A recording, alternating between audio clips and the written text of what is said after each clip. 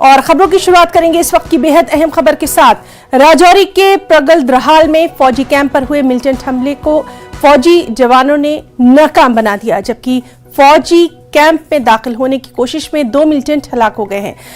वहीं हमले में 3 फौजी जवान भी शहीद हुए हैं। 2 फौजी जवान जख्मी बताए गए हैं, जिनका इलाज जारी है। इलाके का मुहासरा कर लिया गया है, तलाशी मुहिम जारी है। इस वक्त मैं मौजूद हूँ, ये वही इलाका है जहाँ पर सुबह तड़के आतंकियों द्वारा एक कोशिश की गई जिसको फौज ने नाकाम किया। आतंकी जो थे वो आर्मी के कैंप में घुसना चाहते थे, लेकिन फ़ौज ने उसको मुंहतोड़ जवाब दिया और 3 जो हमारे जवान हैं उनकी भी इसमें जान जो है वो चली गई, वो भी यहाँ पर शहीद हुए। हालांकि 2 जो मिलिटेंट हैं उनको यहाँ मौके पर ही मार गिराया गया। पूरे इलाके में कार्डन है और सर्च जो है पूरे इलाके में फ़ौज और पुलिस की तरफ से चलाई जा रही है और पूरे इलाके को छाना जा रहा है। हाई अलर्ट है, लोगों को ये सलाह दी गई है कि वो अपने घरों में ही रहें। हालांकि बारिश का मौसम है, मुश्किलें ज़रूर आ रही हैं फ़ौज और पुलिस को इस पूरे इलाके में छानबीन करने को, लेकिन फिर भी पुलिस और फ़ौज पूरी मुस्तैदी से जो इस पूरे इलाके में कॉर्डन करके सर्च जो है वो कर रही है। राजौरी के परग्याल इलाका से न्यूज़ 18 के लिए मैं शक्ति शर्मा। जम्मू कश्मीर के सांबा जिले में सिक्योरिटी फोर्सेस ने यौम आज़ादी से पहले बैनुल-अक़वामी सरहद के सांबा सेक्टर के चचवाल इलाके में देर रात तक बड़े पैमाने पर सर्च ऑपरेशन जारी रखा। पुलिस के सीनियर ऑफिसर ने बताया कि आने वाले यौम आज़ादी और सरहद पार से ड्रोन सरगर्मियों को देखते हुए पुलिस, एसओजी, बीएसएफ, सीआरपीएफ ने मुश्तरका तौर पर पूरे सरहदी इलाके में तलाशी मुहिम की शुरुआत की।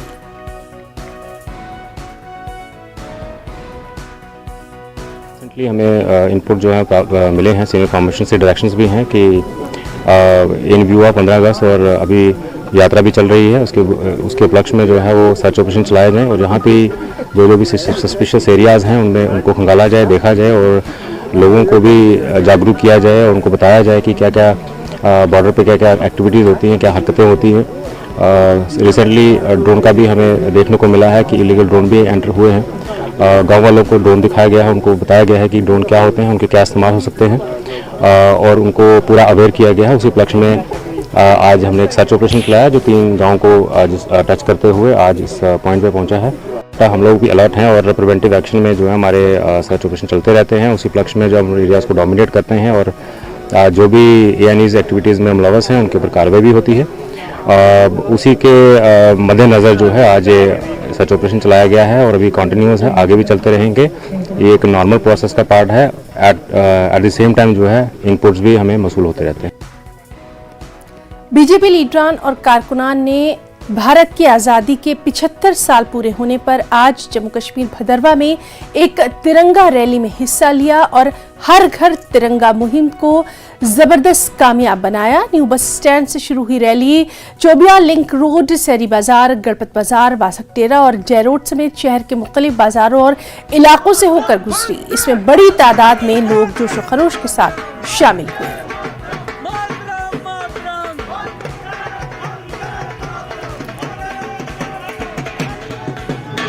एक मुहिम नहीं है बल्कि एक पर्व है। आज़ादी के 75 साल पूरे हो गए हैं, तो मैं समझता हूँ कि पूरे भारतवर्ष के लोगों को जो है इसमें बढ़ चढ़ के भाग लेना चाहिए और अपने अपने घर पे जो है तिरंगा फहरा के खुशी प्रदर्शित करनी चाहिए कि हम आज़ाद होके बहुत खुश हैं और खुशहाल हैं। और ये दिन एक दिन नहीं है, हमारे लिए एक पर्व है। सभी लोग, सभी वर्ग के लोग इस पर्व को मिलकर मनाएं। ये किसी एक खाली एक पार्टी का पर्व नहीं है, बल्कि सब पार्टी को एकजुट होकर इस पर्व को बहुत ही शानदार तरीके से मनाना चाहिए। जो रैली निकली है लोगों को अवेयर करने के लिए है कि हर घर में तिरंगा जो है वो लगे। मैं तमाम जितने भी जम्मू कश्मीर और खासकर हमारे भद्रवा कॉन्स्टिट्यूंसी के लोग हैं सबसे निवेदन करूंगा कि अपने अपने घरों में तिरंगा लहरा के इस 75वीं में आज़ादी की शान बढ़ाएं। और हर घर तिरंगा मुहिम के तहत स्पोर्ट्स स्टेडियम पुलवामा में तिरंगा लहराया गया। इस मुहिम में पुलवामा के मुख्तलिफ सरकारी और निजी तालीमी इदारों के तलबा की बड़ी तादाद ने शिरकत की। मुहिम में डीसी पुलवामा बसीरुल हक चौधरी और एसएसपी पुलवामा गुलाम जिलानी के अलावा सरकारी महकमों के अफसरान और रज़ाकार नौजवानों ने शिरकत की।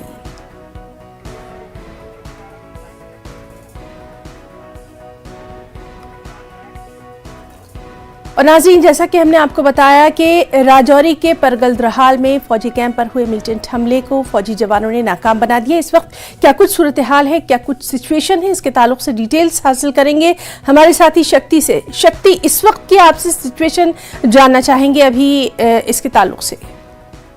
देखिए, ये सुबह जो एक बड़ा हमला जो है वो करने की कोशिश की गई थी मिलिटेंट द्वारा, जिसको नाकाम किया गया है फौज की तरफ से, और उसके बाद जो है वो पूरे इलाके में कॉर्डन है। और इस वक्त में वहीं पर हूँ, आर्मी और पुलिस के तमाम बड़े अफसरान जो हैं वो मौके पर पहुंच रहे हैं और पूरे एरिया में जो है वो सर्च इस वक्त चल रही है। पूरे एरिया को कॉर्डन किया हुआ है, गाड़ियों की आमद-रफ्त भी पूरी तरह से बंद है और किसी को भी आगे जाने की इजाजत नहीं है। जो दरहाल से परगाल की तरफ का रास्ता जो है वो जाता है, उस रास्ते को भी बंद कर दिया गया है।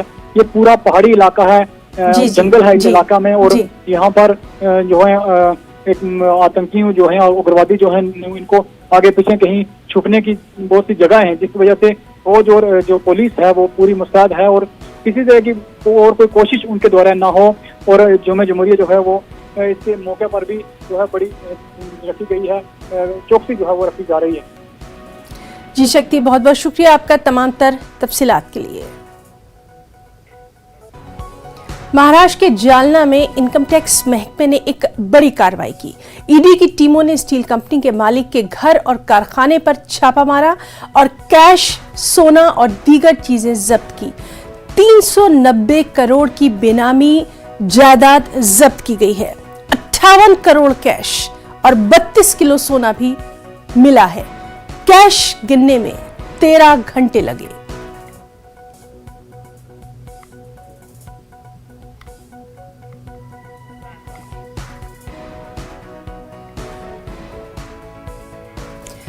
जगदीप धनखड़ आज नायब सदर जमहूरिया के ओहदे का हलफ लेंगे। एनडीए के उम्मीदवार जगदीप धनखड़ ने नायब सदर जमहूरिया के इंतखाब में अपोजिशन की उम्मीदवार मार्गरेट अल्वा को शिकस्त देकर शानदार जीत हासिल की थी। उन्होंने 528 वोटों के साथ अपनी जीत दर्ज की थी, जबकि अपोजिशन के उम्मीदवार मार्गरेट अल्वा को 182 वोट मिले थे। सदर जमहूरिया द्रौपदी मुर्मू जगदीप धनखड़ को ओहदे और राजदारी का हलफ दिलाएंगे। जगदीप धनखड़ मुल्क के 14वें नायब सदर जमहूरिया होंगे।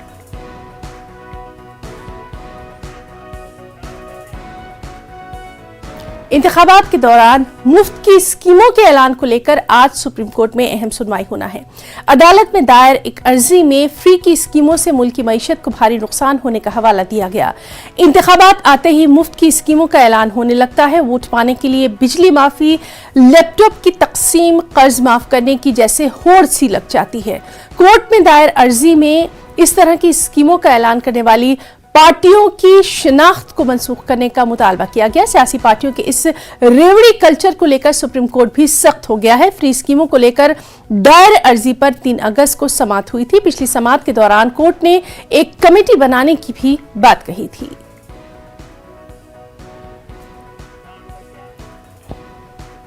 खबर बिहार से है, जहां कल हलफबर्दारी तकरीब के बाद अब कैबिनेट की तश्कील की तैयारियां जोर शोर से जारी हैं। न्यूज़ 18 के पास उन मुमकिना लोगों के नाम हैं जो कि वजीर बनने जा रहे हैं। आरजेडी पर अगर नजर डालें तो आरजेडी कोटे से मुमकिना नामों में सबसे पहले तेज प्रताप यादव का नाम शामिल है। उसके बाद कुमार सर्वजीत, अख्तरुल इस्लाम शाहीन, आलोक कुमार मेहता, अवध बिहारी चौधरी का नाम है। आपको बता दें कि अवध बिहारी चौधरी का नाम असेंबली स्पीकर के लिए भी चल रहा है। अगर वो स्पीकर नहीं बनते हैं तब वजीर बनने का पूरा इम्कान है।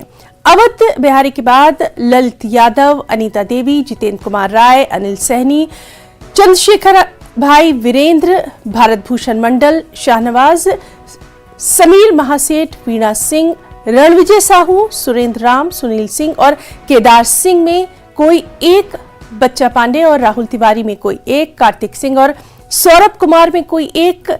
ये वो नाम है जो आरजेडी कोटे से वजीर बन सकते हैं।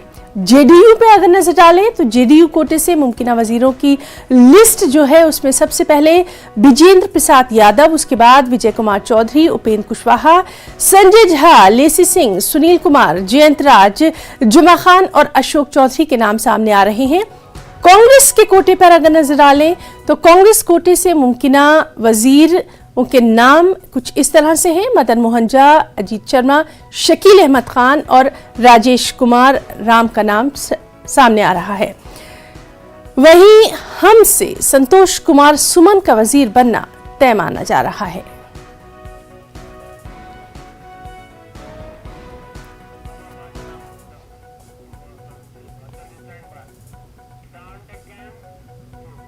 बिहार में 24 अगस्त को असेंबली में नीतीश सरकार अक्सरियत साबित करेगी। 24 और 25 अगस्त को असेंबली का खुसूसी इजलास तलब किया गया है। नीतीश कुमार ने 164 अरकान असेंबली की हिमायत का दावा किया है।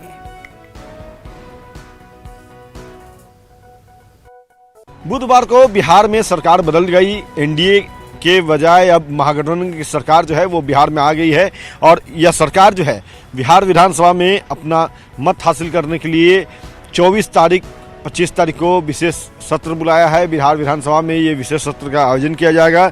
बताते चले कि 24 तारीख को बिहार विधानसभा में जो सरकार है महागठबंधन की वो अपना विश्वास मत हासिल करेगी।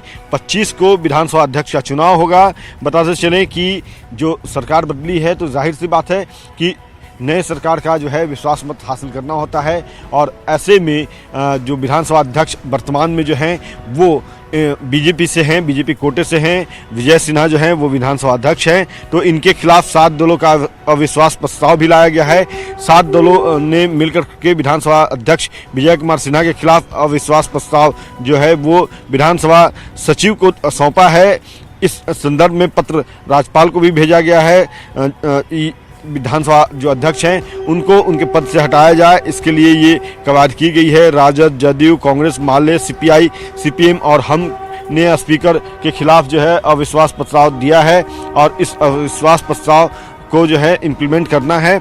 बताते चले कि अविश्वास प्रस्ताव लागू होने के बाद नए विधानसभा अध्यक्ष का चयन होगा और यह चयन जो है वो 25 तारीख को होगा। कहा यह भी जा रहा है कि 25 तारीख को जो है वो आरजेडी कोटे से जो विधानसभा अध्यक्ष हैं उनका चयन होगा।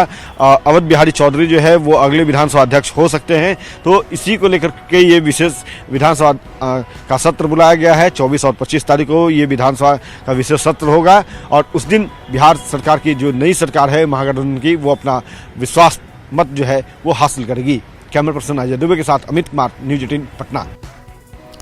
नीतीश कुमार ने सुशील मोदी के इल्जाम का जवाब दिया है।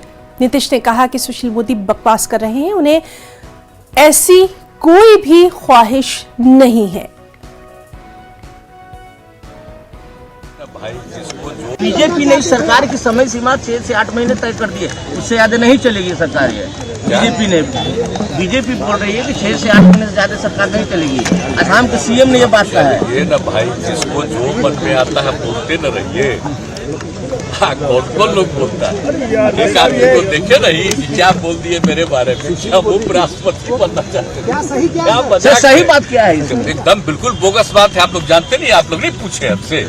राष्ट्रपति वाला भी एकदम बोगस बात। हमारी कोई इच्छा नहीं थी। आई लोग भूल गए क्या? राष्ट्रपति और उपराष्ट्रपति के दोनों के चुनाव में हम लोगों की पार्टी ने कितना सपोर्ट किया और वही तो वेट कर रहे थे। जिस दिन खत्म हो गया उसके बाद हम लोग पार्टी का मीटिंग किए।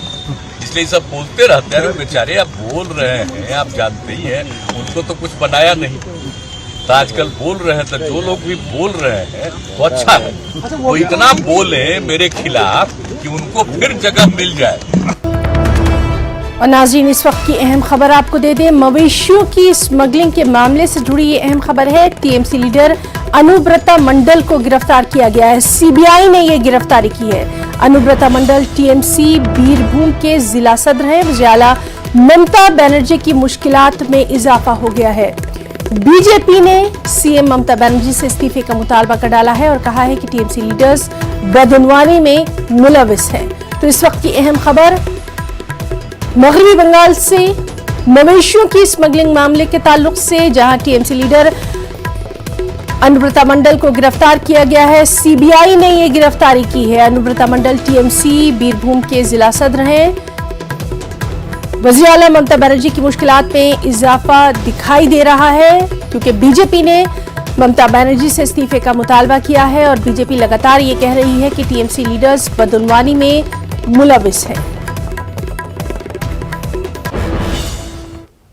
दिल्ली के एम्स में भर्ती मशहूर कॉमेडियन राजू श्रीवास्तव की तबीयत अभी भी नाजुक बनी हुई है।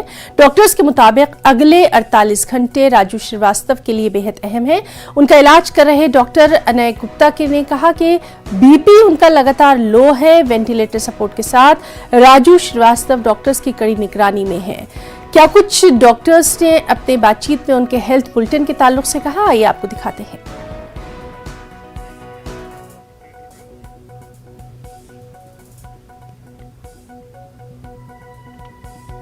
तो अगले 48 घंटे कॉमेडियन राजू श्रीवास्तव के लिए काफी नाजुक बताए जा रहे हैं। सभी तरफ से उनकी सेहत के लिए दुआएं की जा रही हैं।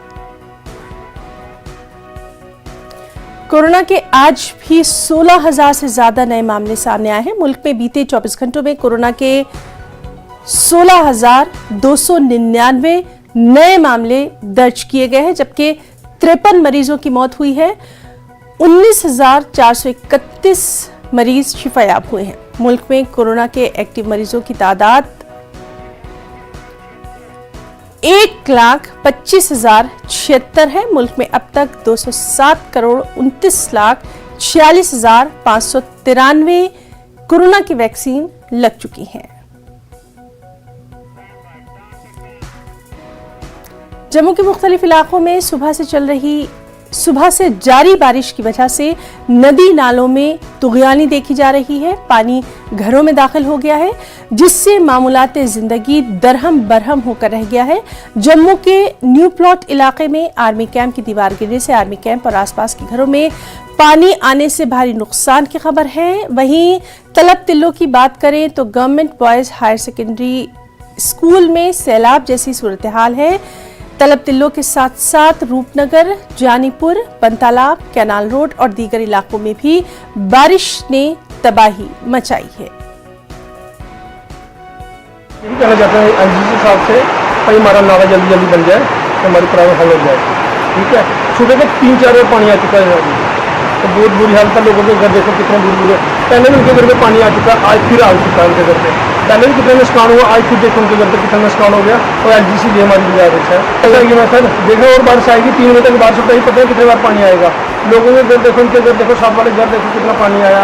उधर देखो, पीछे देखो उनके घर, आंटी जी का घर देखो, वो सामने वाले लेडीज रहते हैं, उनके घर पे कितने बार पानी भर चुका है। और अब ये देख रहे बारिश का पानी तूफान बन के गिर रहा है। तो हम तो यही रिक्वेस्ट करेंगे एलजी साहब से कि जल्द से जल्द नाला बनाया जाए। अगर नाला नहीं होगा तो बहुत दिक्कत होगी। अगर नाला बन जाए, जो बेचारे लोग हैं, आगे पीछे लोग हैं, जो परेशान है, अभी किसी को घर से बाहर निकलना मुश्किल हो जाता है। मैं एलजी साहब से यही रिक्वेस्ट करूँगा कि इस नाले को जल्दी से जल्दी काम शुरू करवाया जाए। जो तूफान है, बारिश आती है तो पूरा बह जाता है। ये आप देख रहे हो कितना पानी आ रहा है, अभी पानी और आएगा। तो मेरा यही कहना है एलजी साहब से पेश करके कि इस नाले का जल्दी से जल्दी काम लगाइए, ताकि लोगों को ठीक रहे लोग ये भी। उसका तो मुझे सीधे रुख करेंगे जम्मू से हमारे साथी रजत का। रजत, आपसे सिचुएशन जानना चाहेंगे। जम्मू में लगातार मूसलाधार बारिश हो रही है, अभी क्या कुछ सूरत हाल है?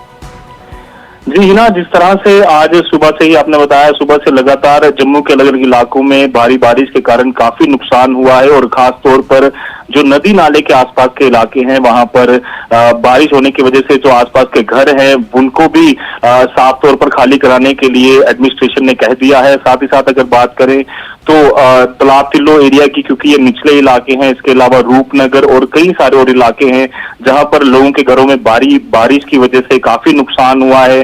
पूरी तरह से अगर बात करें तो आम जनजीवन जो है वो अस्त व्यस्त है। इसके अलावा न्यू प्लॉट की अगर बात करें तो इंडियन आर्मी का जो एक पूरा कैंप है, उसके पास की जो दीवार है वो पूरी तरह से टूट चुकी है। काफी नुकसान जो है वो देखने को मिल रहा है। और इसके लिए एसडीआरएफ की टीम को भी यहाँ पर हाई अलर्ट पर रखा गया है, ताकि अगर कोई अप्रिय घटना होती है तो जल्द से जल्द उनको पहुंचाया जा सके।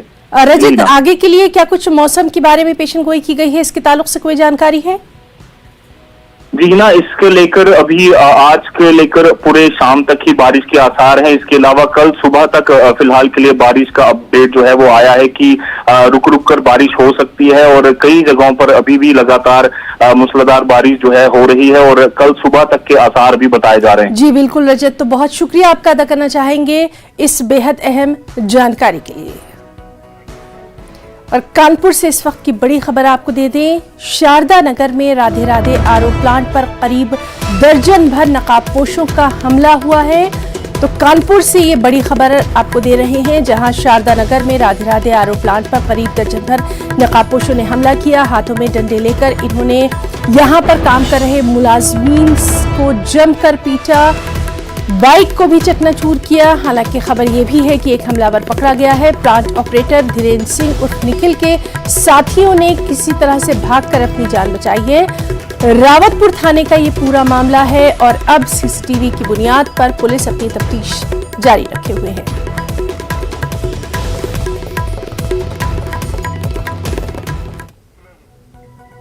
खबरों में इतना ही। आदाब। इस न्यूज हेडलाइंस के प्रायोजक